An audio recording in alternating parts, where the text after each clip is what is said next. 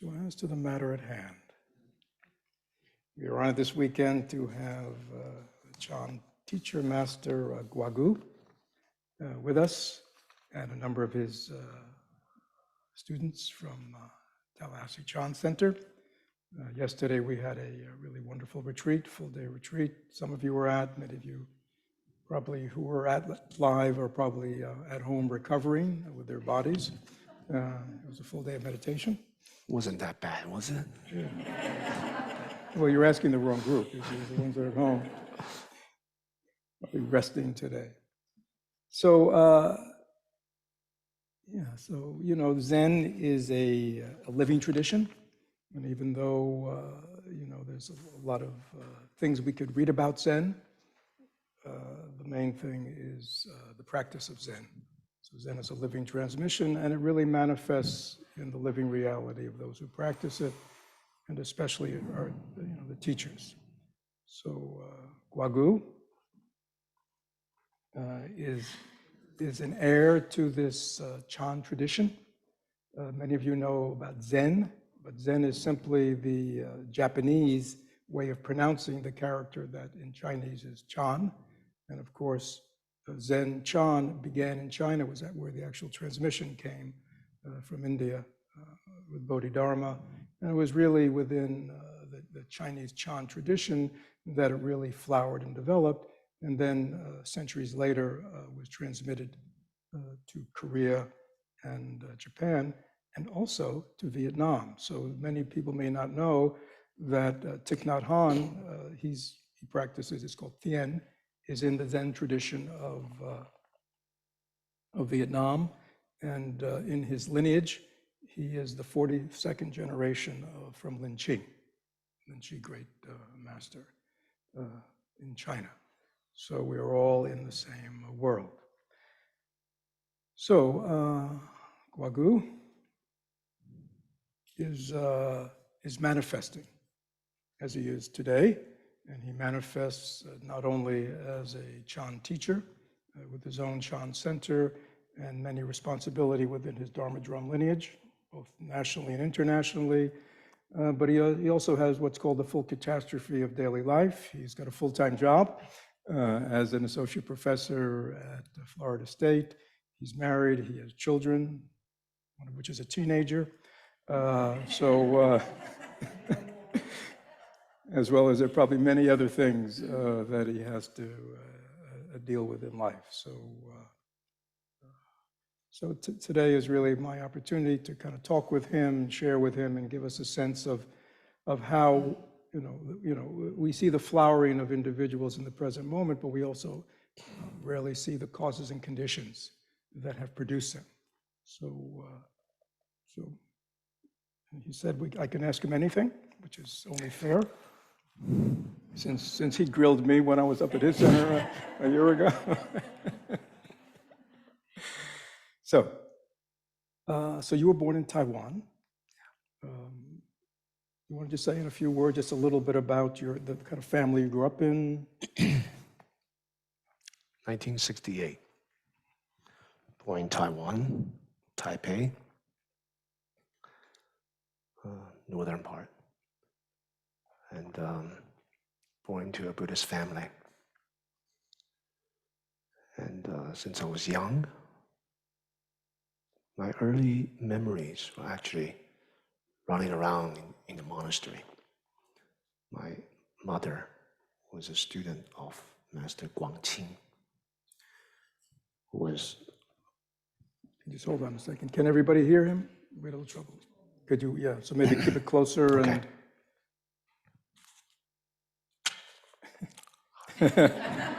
No, don't do that. This thing keeps on kind of falling. Yeah. You can do this too to kind of. Born into a Buddhist family, my mother was a student of this ascetic monk. He practiced extreme asceticism. And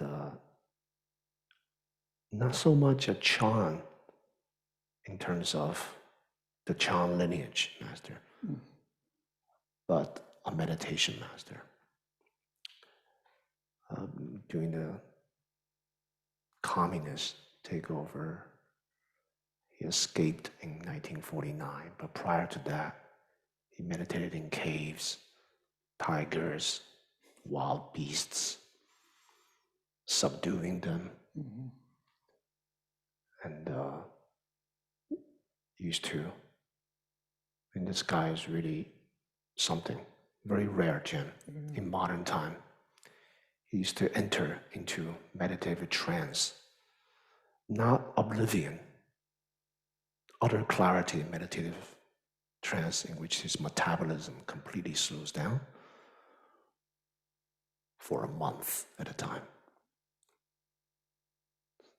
Not eating, not defecating. We're talking about serious meditation and not hibernation. Okay? And through that samadhi, he developed healing powers and clairvoyance. Widely known in Taiwan. Everyone respected him. He escaped. And he, built a hut. And a small community developed around him. And the road to it was so treacherous because it wasn't a paved road. The funnest part for me to go there was the way there. If there was a rainstorm that had happened, our car would backslide around the edge of the cliff. Sometime we'll have to, my father or something will get stuck. There's no road there. There's kind of a road there, for cars, but very difficult to go there. I think he wanted it that way. And he was the first one who taught me meditation when I was 4. I used to just love hanging out with him and running around the monastery and very good memories. So that left a good impression. It's like when we were talking yesterday, your daughter, having a very good memory, childhood, growing up in the Thich Nhat Hanh community. That's so important, and that will manifest. For me, it manifested. We migrated to the United States when I was 10, and met my root teacher, Master Sheng Yen. So do you want to maybe say something about, can maybe, Brian, you're kind of an expert. Where's Brian? Or just get it to hold? Yeah, I'm going to put it here. I think I was trying to put this in the back. And I'm going to leave it in the front so we can lower it a little bit. Yeah. So your family emigrated to? Just my mom. Just your mom came? And my brother and myself. There's 3 of us. And what was like, just personally, what was that like going from one culture to another at 10 years old? Traumatic.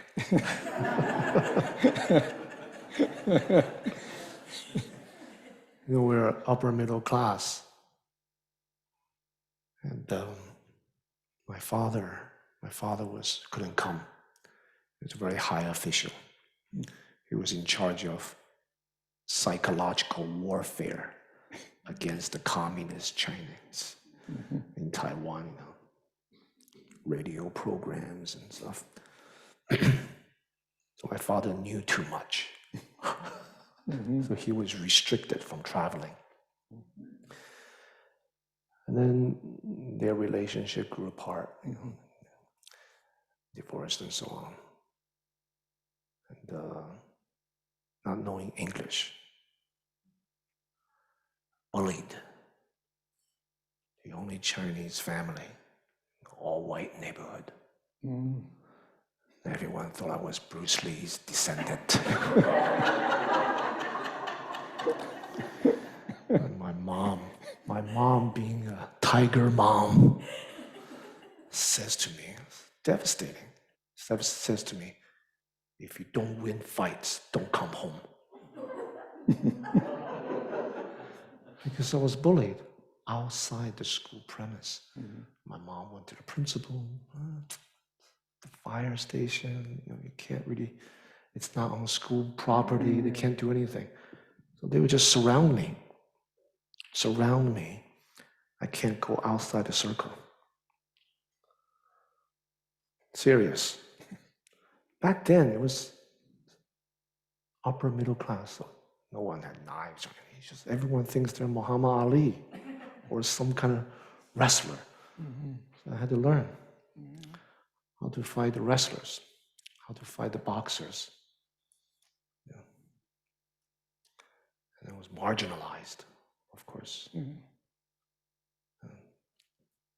Got into another type of shaved head tradition. Skinheads. You? Yeah. So Skinhead, you're like, saying that there was a lot of anger at this point? Yeah, I should be taking the class. Yeah. Well, you're invited to participate online. It's not a class, it's just a sharing. So so I mean, is that how it manifested for you? I mean, you're talking about coming to a new culture, you don't speak the language, people are marginalizing you physically. It's not as simple as anger. Yeah, how did you deal with that? There was a lot going on. There's a lot going on. I mean, granted, I was a dork. Maybe there's still some part of dorkness inside me as well. I mean, if I was... That's not like your Buddha nature, is it? Essential darkness. Buddha nature manifesting dorkness. So, just circumstances. Aloneness. Not so much anger. I just dealt with it. Aloneness, marginalized. And my tribe that I found was all the other marginalized people. The heavy metalists, the punk rockers. And I got involved with straight edge hardcore. Those of you who don't know, straight edge, no drugs, no alcohol, militant, thrash, hardcore music, And you're how old at this point? Well, I came when I was 10, met my teacher. And, I continued to go to him, meditate. So you had met Sheng Yen, so your mother kind of connected with him when she came here. Yeah. Sheng Yen is his master. Master Sheng Yen. Who both is quite well known in Taiwan, but also had a presence in America, New York. And so he saw me through different phases, even though he was my anchor. I was without a father, going through this stuff. Seed planted when I was 4, all the way to 10. And that was my refuge. And yet, the condition was such that I was marginalized, so I marginalized myself. And he saw me. I remember shaving my head. He's like, "Oh, I like your haircut." I'm thinking I shave it for different reasons. So he kind of saw me growing up. He's always there when I needed to talk to him. So that was very important. Yeah. That's why I had such a close connection with him. He never judged you for these outward changes you were making in your lifestyle. He accepted me. All kinds of stages that I went through. So he was really my refuge. And you can tell, when I go through my college, I went to school of visual arts. I did installation, fine art painting, and then installation, sculpture. And then he saw me through that. integrating. By that time, I was doing retreats already, intense retreats.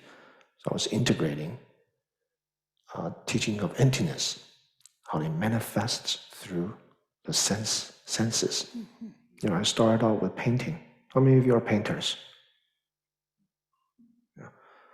I started out painting, and I felt this opposition between the painting and the viewer. You know, this perpetual. So I started to do sculpture. People can walk around it, and then I did installation, where the viewers became my art. They become part of it, that process. So he saw me through all that. And while I did retreats, he was planning.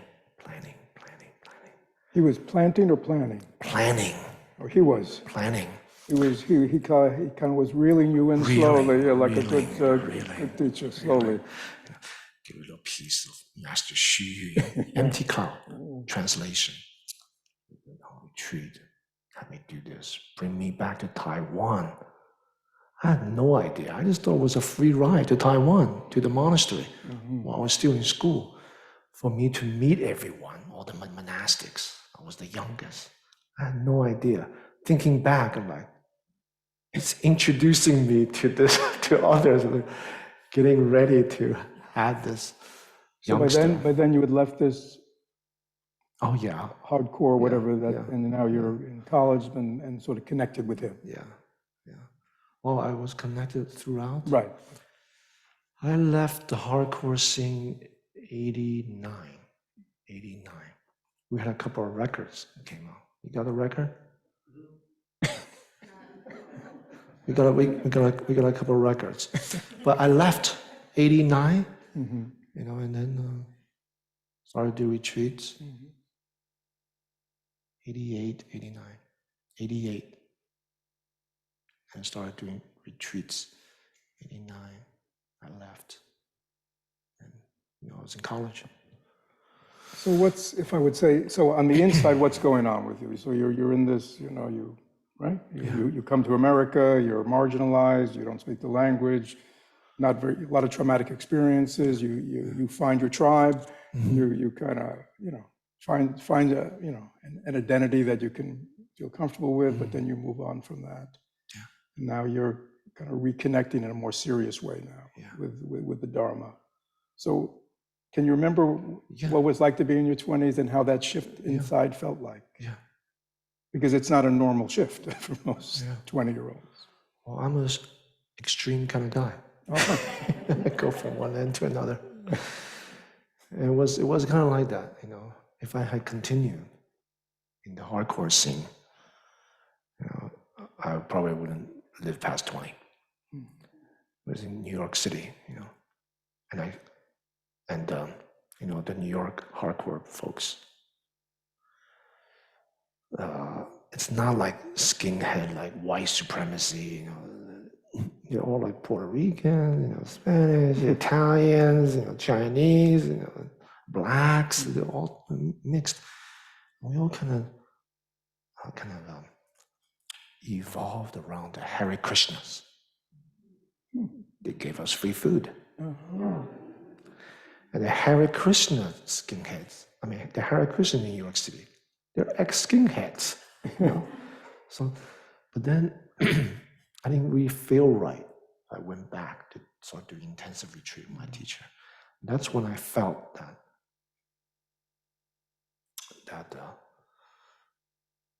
even though there was a sense of connection, community, and an element of transcendence, self-transcendence,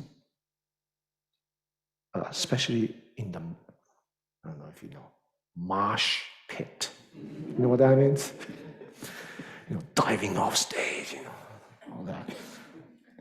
There's a kind of transcendence that I don't think people knew it at the time, but they were seeking for something more. And with straight edge, it's not just punk talking about blah, blah, blah, blah.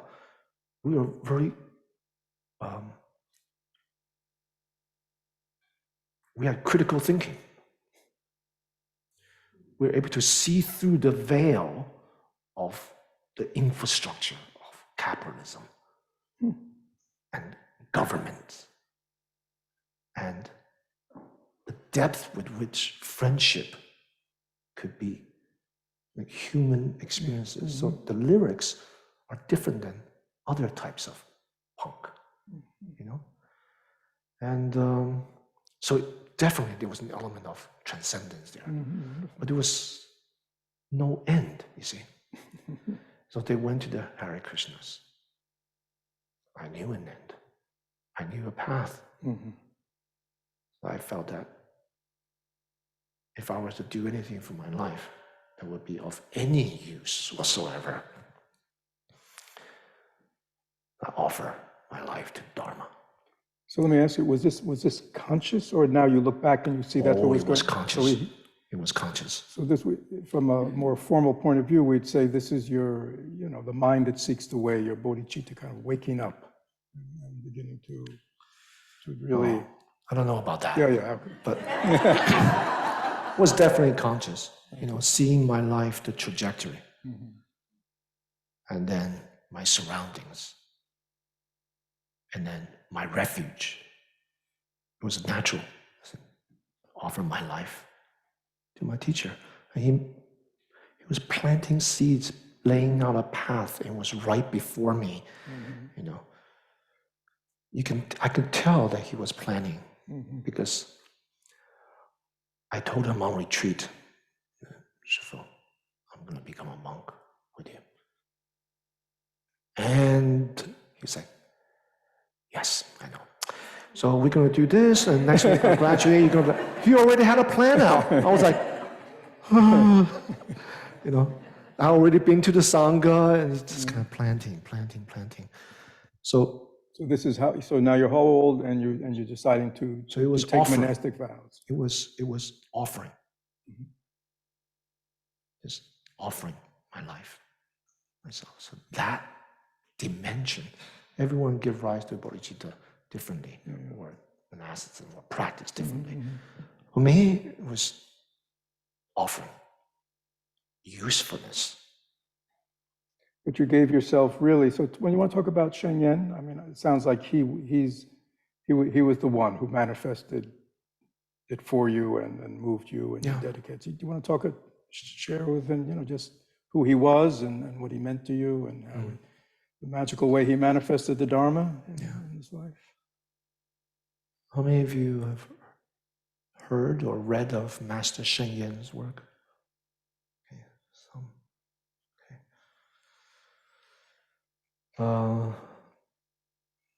Born 1931,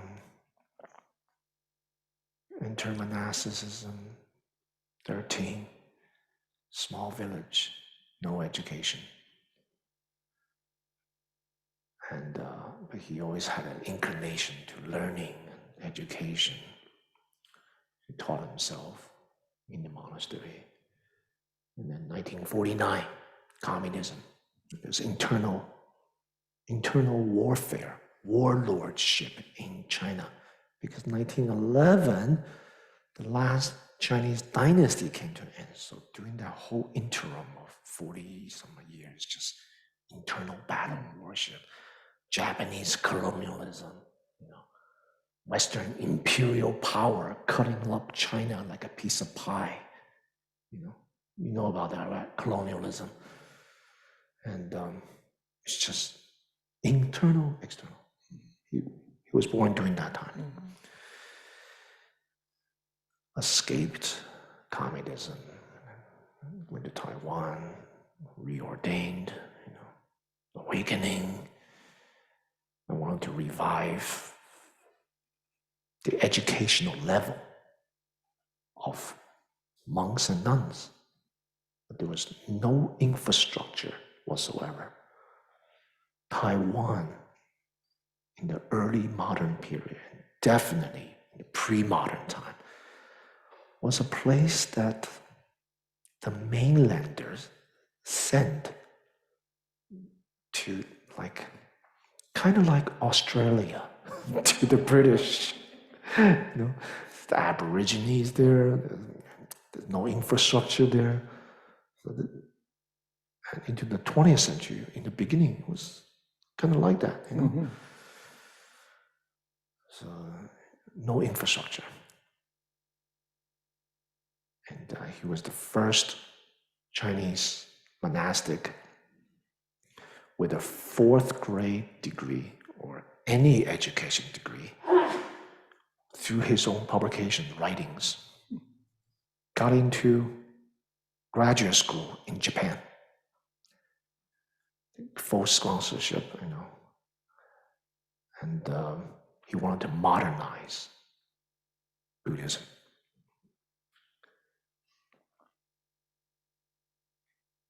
In Japan, he witnessed different forms of Japanese Buddhism, learned. Japan was a little ahead of us, Taiwan. They're one of the colonizers, right?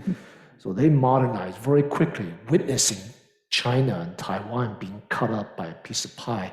They owned Taiwan for 50 years, you know, up to 49. So they're one of the colonizers, totally modernized.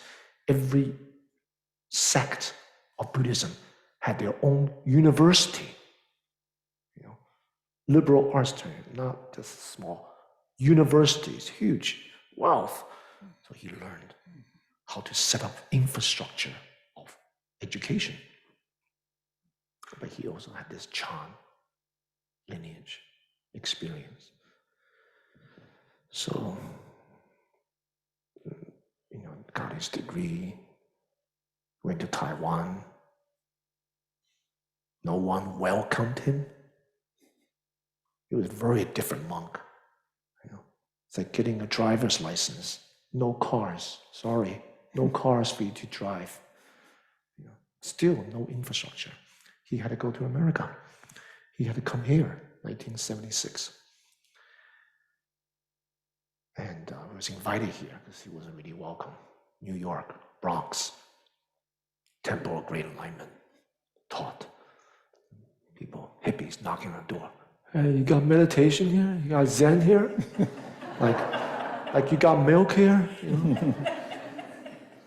So, you want to learn Zen? Come on. Like, a small gathering. And started doing intense retreats. And word got around in Taiwan.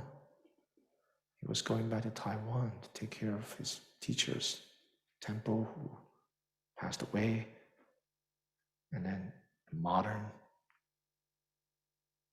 momentum and interest in Chan by my teacher. From the West, transmitting back to Taiwan. No one was leading retreats there. No one. And through his publications, modernization, Chan practice. And when I met Thich Nhat Hanh, I discovered that Thich Nhat Hanh reads Chinese. He's been reading my teacher's books in Chinese because he was also into modernizing in his own way. You know, this was a period. This was in the air. So, and I met him. You know, so his teacher passed away, 77.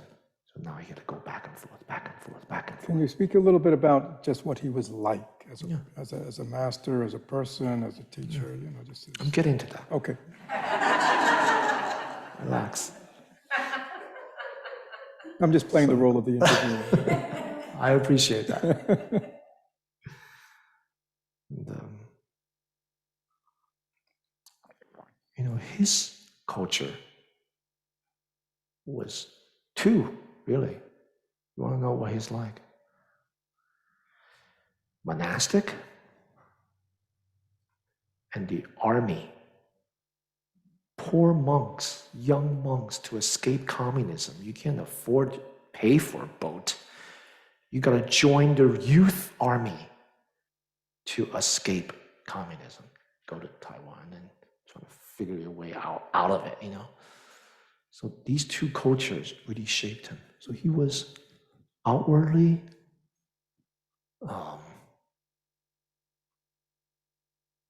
stern. When he wants to be humorous, he can very humorous, but inside,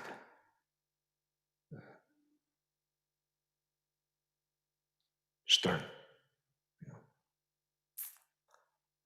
So that's why his Dharma name, his teacher gave him the Dharma name, is 知刚为柔, which is just the reverse. Aware of sternness, but only through softness. That's what he needed, But he had to but him and I clicked. When I met him, he really took a liking of me. Age 10, when I met him, 10, 11, it was around that time. I wanted to learn Kung Fu. I was being bullied, I want to learn Kung Fu. He says, yeah, come, I'll teach you Kung Fu. He never taught me anything. He taught me meditation. But I knew that about him, but for him to say that, he was bantering with me, like, I'll teach you Qing Gong, which is a particular Kung Fu that you can, fly through walls and all this. So I was like, yeah, I want to learn that. And he says, yeah, my teacher walk up the other wall, across the ceiling, come down the other one. I knew he was kidding, but the way he can say that and the way he related to me was different. It reminded me of, my ascetic teacher, and it was very warm. So he really took me and encouraged me to meditate and encouraged me to do anything I want at the center, just as long as I show up. So people have classes, I get bored, I go upstairs and draw pictures of Buddha. Buddha. And his classes, he needed a blackboard, but he didn't want to erase the Buddha. So he would have his classes kind of writing around it, It was a joy to see him see me, accept me, and kind of, establish that relationship. Any questions that I had, I would just ask him. He was very accessible at that time, very small group in New York, Queens. But he had a very stern side. You lived with him at the Queens Center, the Chan Center. It really it wasn't a monastery. Meditation center. And you just sort of lived with him and really became his disciple, his attendant, and learned. I moved in. I moved in 1991 when I graduated. I had a girlfriend for 4 years. Beautiful. Portuguese. I'm still friends with her. I had to tell her. First time, tears, crying. Okay, I don't move in. Second time, tears. Third time, I just moved in. And I called. She had a few times of preparation, And then she used to come to So during college, I lived in another temple in the edge of Chinatown and Little Italy, Center Street, police station right across the street. And she used to come visit, join the services. Yeah. So 91, I moved in. And that monk, that master, was also an ascetic. He copied the Avatamsaka Sutra in his own blood. 10 fingers and the sublingual part of his tongue drew blood. Avatamsaka Sutra, mind you, is tens and thousands of characters. He wrote each character about this big in China in his six-year retreat. So I had this attraction with ascetics, Can you just maybe, for those who aren't used to this kind of tradition, maybe explain why somebody would do that? I mean, it could sound very bizarre or... So this practice textually can be traced back to Mahayana scriptures. Of course, in a fantastical way of great bodhisattvas flying around, manifesting and offering their skin as paper, bone as pen, blood as ink to manifest thousands of scriptures for perpetuity.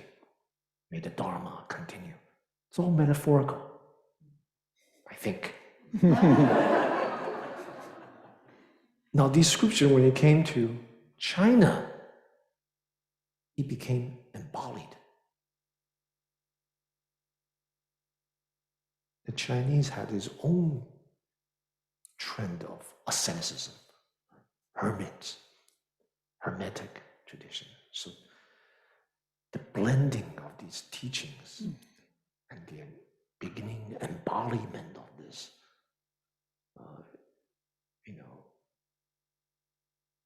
asceticism, the ascetic trend.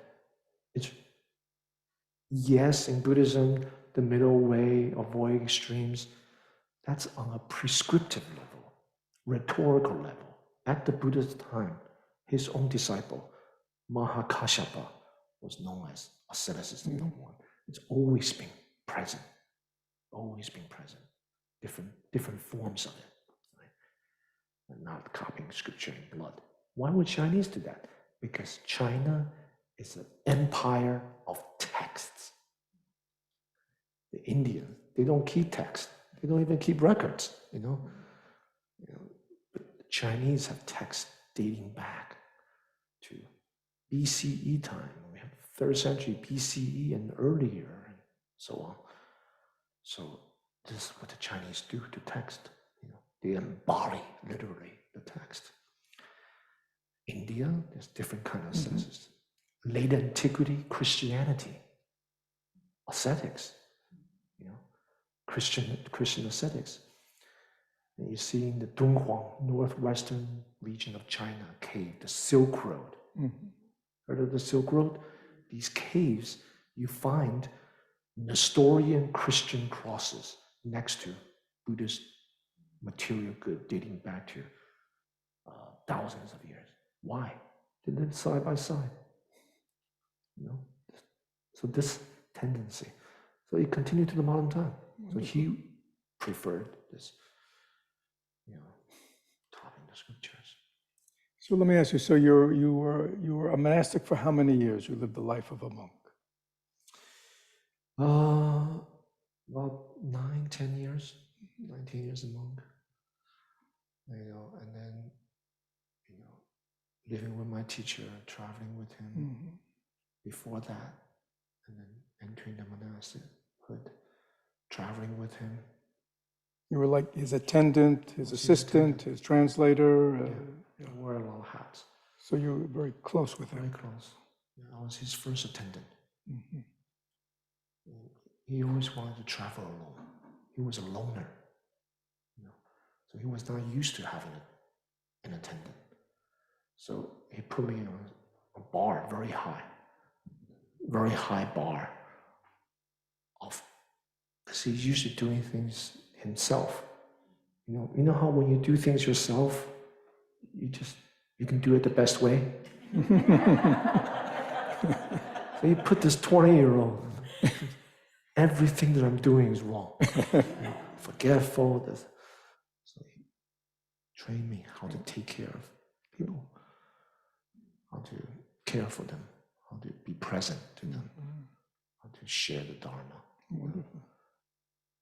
So that relationship became stronger. And then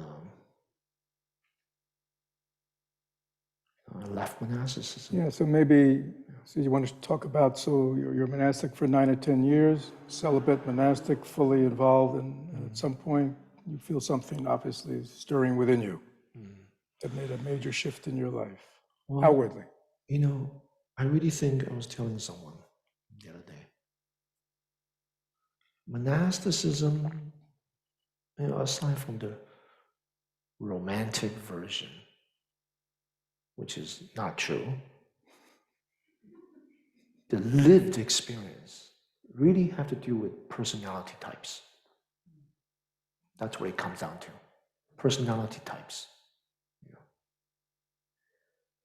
There were multiple conditions that were, you could say, not favorable, but you could also say it's favorable.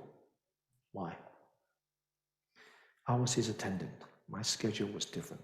In New York, Sangha is small. And I kept on. Every 3 months, I'm gone. I'm with my teacher. No close tie. Misunderstandings develop. Big Sangha in Taiwan. I'm just a foreign kid. Grew up in the West. I'm not a part of them. They don't see me as part of them. Mm-hmm. So I'm kind of end up, and the East Asian culture, they prop the teacher up to be, they prop me up too, because I was the only one having close access to him. So I was pushed away from them, So it was, and I say personality types because it really comes down to what type of person, character, upbringing would flourish in a particular context. Mm-hmm. It's just the causes and conditions. Mm-hmm. Me, as you know, if you get a feel for me, even during this time, practice for me is about connection. It's about relationship with people. Mm-hmm. So that, and then working with him, he was my only connection. And the way he utilized me, was to put me at the forefront of opening fields. Right? I'm not the type that into bureaucracy, structure, do your role, play your role. I'm not that type. So he put me to how to investigate Western culture. Right? He had me read psychology, humanistic psychology, and why? Because he used to be invited to give talks like Zen and postmodernism. Both of us are scratching our heads. Postmodernism. I had to read like postmodernism, really like Foucault. What? So what is? I majored in art when I was in college. So I had to read, like got really involved. I got involved with psychology, and especially humanistic psychology, systems theory, the business realm, because corporation will invite us. The business systems theory. Dependent origination, interconnectedness. So I'm like, so he's kind of rearing me this way. And somehow that, you talk about stirred, that stirred another side, a void within monasticism that I couldn't find. Interconnection, relationship, and bringing the Dharma outside the wall. I mean, he used to provide some structure for us, something called the gate of Amerta, elixir. Basically, counseling center in the monastery.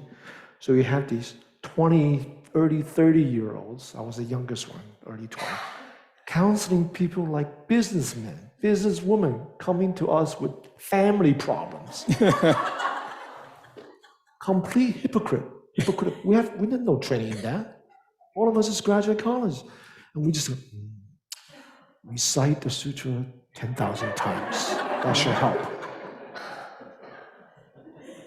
So this became within me. The more I understood Western culture, dive into the history and the trends and the relationship with Westerners.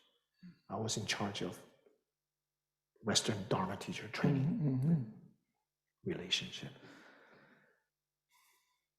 From his perspective, unfortunate, but it was inevitable. But from the perspective now, it's all good. It's all good. It's meant to be. So the rigidity of the monastery. Let me tell you about Chinese monasticism. It's even more Confucius than Confucianism. Confucianism died out ages ago. What continued that kind of decorum, the way you carry yourself, the hierarchy?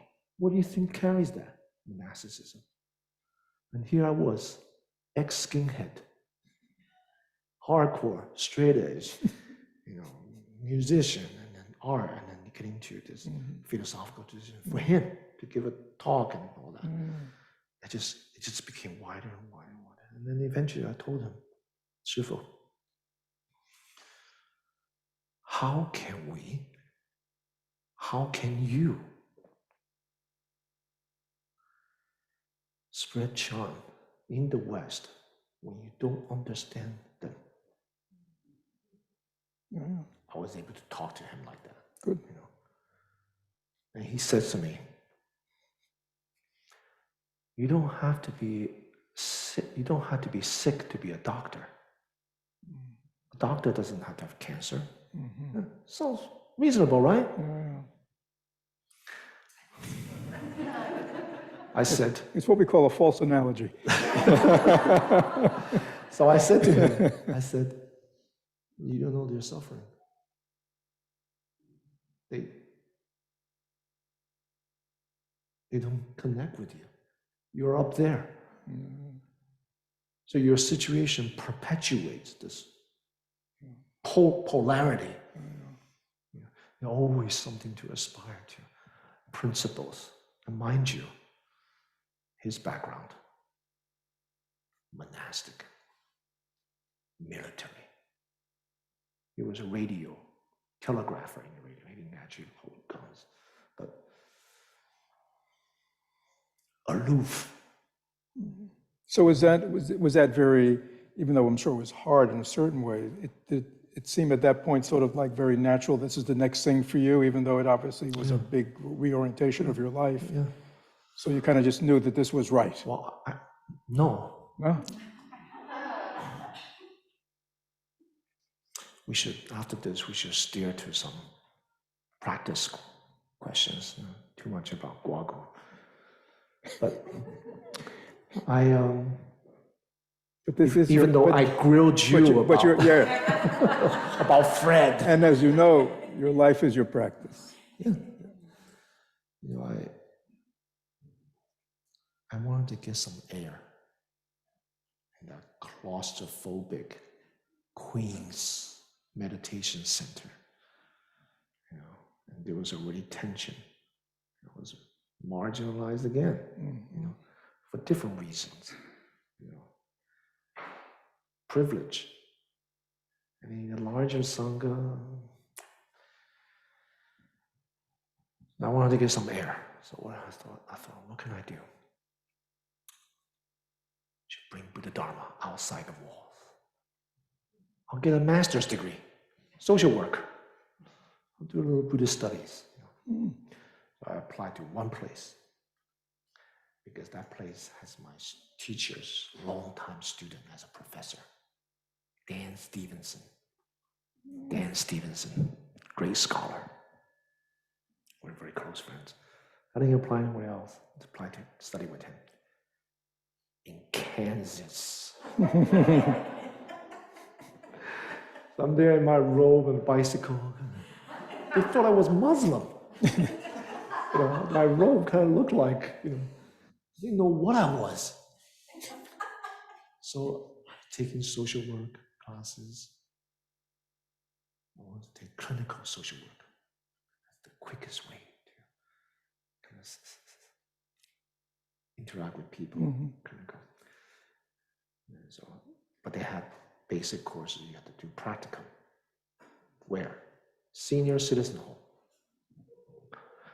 In my robe, in Kansas.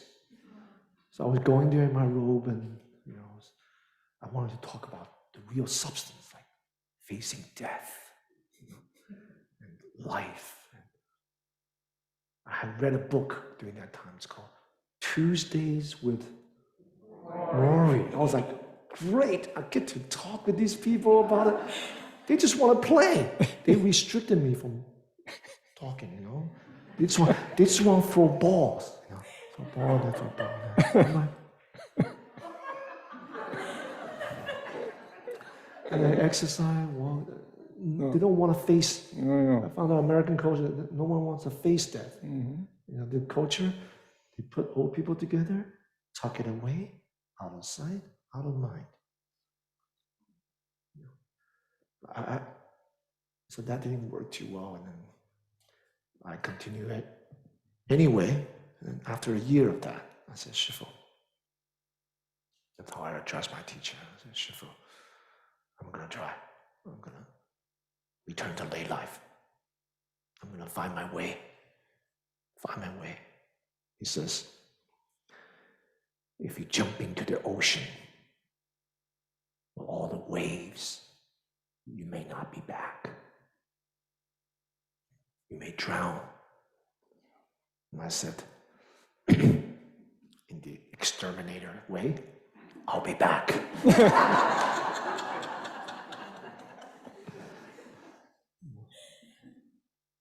But that's really very traditional to have that, from the monastic point of view, it's like they're in this ocean of Dharma sanity, and out there is this world of desire and ignorance, and, so very dualistic.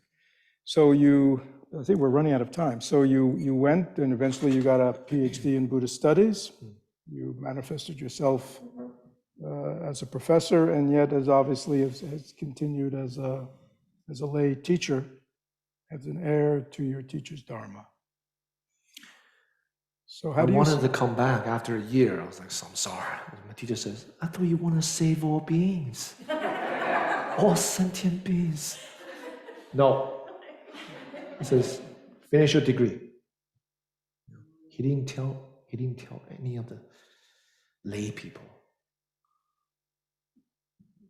the hundreds and thousands that support Dharma lineage, that Guo Gu actually returned to lay life. Because aside from him, I was the one teaching in Taiwan, in the monastery, to hundreds of people. So he says, you can't come back until you got something to show, get a PhD. I was like, okay, get a PhD, Yeah. So, but, the PhD, and then during the PhD, he told me, your path is have a family, fulfill your dream. You bring Chan to the West. You find a way. And I continue to support him. He's continued to support me. Support me. For example, he established the Shen Chair of Buddhist Studies at Florida State University. So I have a position. Oh, wonderful. Yeah. So we have family program today, so soon the children will be in and they can report. So I'm interested, so having, grown up in Taiwan, Chinese culture, having spent 10 years, very much in that monastic culture, how is it different? What is it like teaching people like us?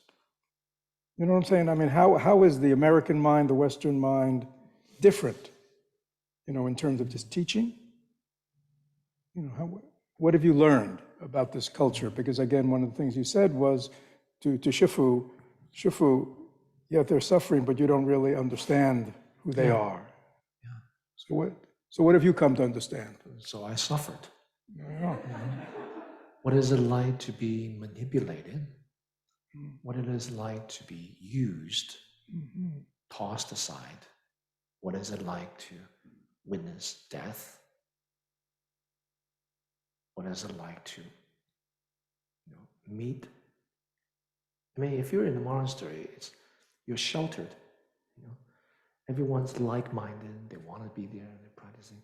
What is it like to meet people that despise you? No reason. Karmically, there's reasons, but just,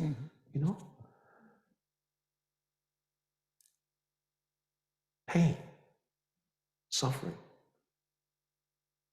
and reflecting my life. It was a year of between master's degree and PhD. I wanted to go to Harvard because there was one scholar, not because of the name, Harvard, there's one scholar I want to study with. I got on the waiting list, didn't get in. I already moved there. So I got a job. I couldn't find a job. I got a job as a doorman. Plaid suit, plastic shoes and everything. Asking people, do you have your ID? Big Boston corporate building. People are taking their exercise break in between the work, Humility. I learned humility. There's no Asians there. They look at me like, must be a loser. So here I was in the monastery, hundreds of practitioners bow down.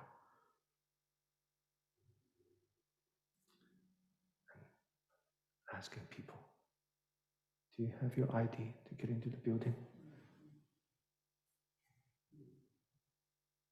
No. And it was during that time that, in a sheltered environment, under the close watch, tutelage training of my teacher, I had some powerful experiences. But it never came alive. It never came alive. It was dead wisdom because I was sheltered. Oh, yeah. It came alive in Boston, hanging out with my brothers. African Americans, and all of us just hanging out. All of them, they had their slogan, struggling, right? To pay bills. In monastery, you take away relationships and you take away bills. What's left?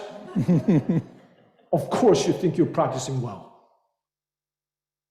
Can't pay bills, struggling. Kind of humility, struggling, finding my way, a natural kind of wonderment. What is this? What is this? Is this my life? I got a master's degree. I'm asking for door ID. What is this? What is this? Day in and day out for months and months, about 4 or 5 months of that. And all of a sudden, one of my co-worker brothers handing the bill. I was preparing for taking the GRE again, one pocket. Words that you will never use in your life ever again. Vocab. Another one, math equations. That's what I do. I'm not allowed to sit down all day long. Inside this, grinding inside me. What is it? What is this life? I got myself into my teacher won't take me back. I had to get into a PhD program. And then one day, doing my thing, just standing there. Deep in my struggle,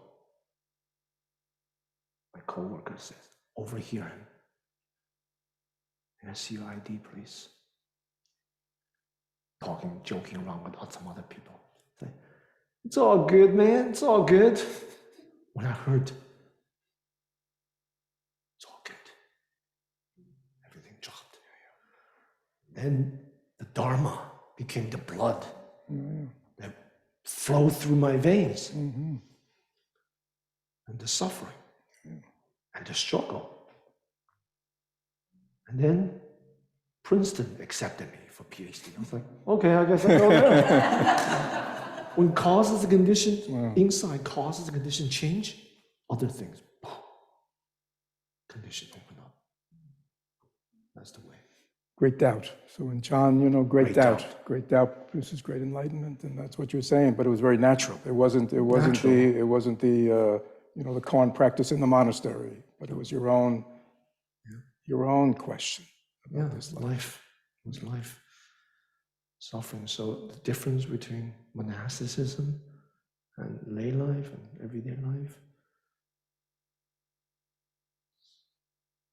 Life, blood that flow through your veins, your life, and all the struggles and all the beauty.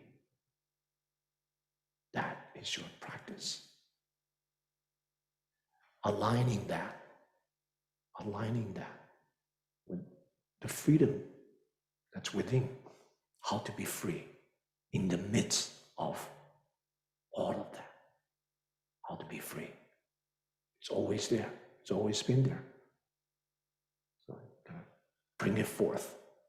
Bring it forth. Don't let the Dharma just be up here reading books. And how to find that freedom within, in the midst of life. You know, I just want to stop here. I mean, this is it. No more needs to be said. So we'll wait for the kids to come. We can just sit here a few moments and let kind of marinate in what we've heard today. You know, he shared his journey from the inside, right? You know, we all, unfortunately, we see each other from the outside, right? And rarely do we get an opportunity to go inside, you know. And when we all go inside, there we find our commonality, right? So I think Guo Gu's sharing today has touched us deeply. So let's just spend a few moments just sitting, kind of marinating in what he shared with us. Deep bow.